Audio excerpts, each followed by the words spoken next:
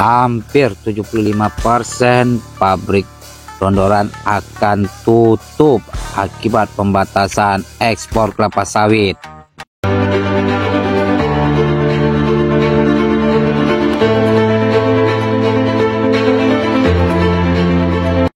Salam Planter Indonesia bersama Yopi Perkebunan Mandor seputar info sawit terbaru di Indonesia.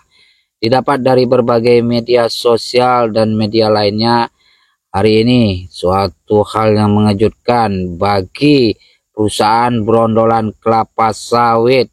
Jakarta, gabungan pengusaha pabrik kelapa sawit mini, makro, kecil, dan menengah Indonesia Kemindo mengungkapkan bahwa 75% pabrik kelapa sawit mini brondolan seluruh Indonesia berarti beroperasi akibat pembatasan ekspor. Hal tersebut disampaikan Ketua Gapkes Kemindo Salim Simangunsong dalam audiensi di Kementerian Koordinator Pangan di Jakarta pada Selasa 12 Februari 2025. Untuk diketahui, Peraturan Menteri Perdagangan Republik Indonesia Nomor 2 Tahun 2025 tentang perubahan atas Peraturan Menteri Perdagangan Nomor 26 Tahun 2024 tentang ketentuan ekspor produk tanaman kelapa sawit, pemerintah memperketat ekspor limbah pabrik kelapa sawit, palm oil meal atau POME,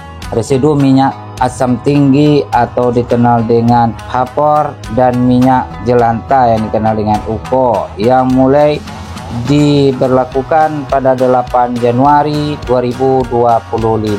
Salim mengatakan bahwa total jumlah pabrik mini brondolan yang menjadi anggotanya mencapai 527 pabrik. Dari jumlah tersebut, sekitar 75% sudah tutup pasca pembatasan ekspor. Efek Permendak tanggal 26/2024 itu 75% PKS mini tetap beroperasi. Kalau tidak ditahan, mereka akan demo. Inilah kondisi real sebenarnya, itu yang saya sampaikan, ujar Salim saat hubungi redaksi Rabu 12 bulan Februari 2025. Salim Simangunsong mengaku dalam pertemuan dengan pihak Menko Pangan tersebut masih belum ada keputusan terkait nasib ekspor limbah sawit.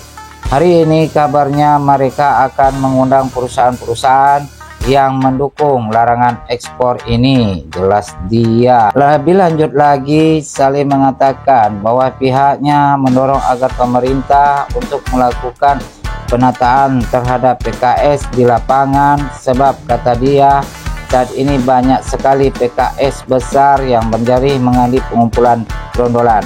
Padahal sebelumnya mereka murni mengolah tandan buah sawit atau dikenal dengan TBS. Kami meminta supaya pemerintah menata kembali kelapa sawit antara PKS mini dan besar agar tidak terjadinya gesekan. Saya minta PKS ini dibagi dua, yaitu PKS TBS dan satu lagi PKS brondolan. PKS brondolan ini maksimal produksinya 15 ton per jam, sedangkan PKS besar minimal 30 ton per jam, itu tuturnya. M. Salim juga angkat bicara soal mengenai pelanggaran ekspor limbah sawit ini, di mana ada pernyataan Kemendak yang menduga maraknya praktik percampuran CPO dengan POME dan HAPOR asli. M. Salim juga mengangkat bicara soal mengenai pelarangan ekspor limbah sawit ini, di mana adanya pernyataan Kemendak yang menduga maraknya praktik percampuran CPO dengan POME dan HAPOR asli pengolahan buah TBS yang belusukan itu sebanyak 1,35 juta ton.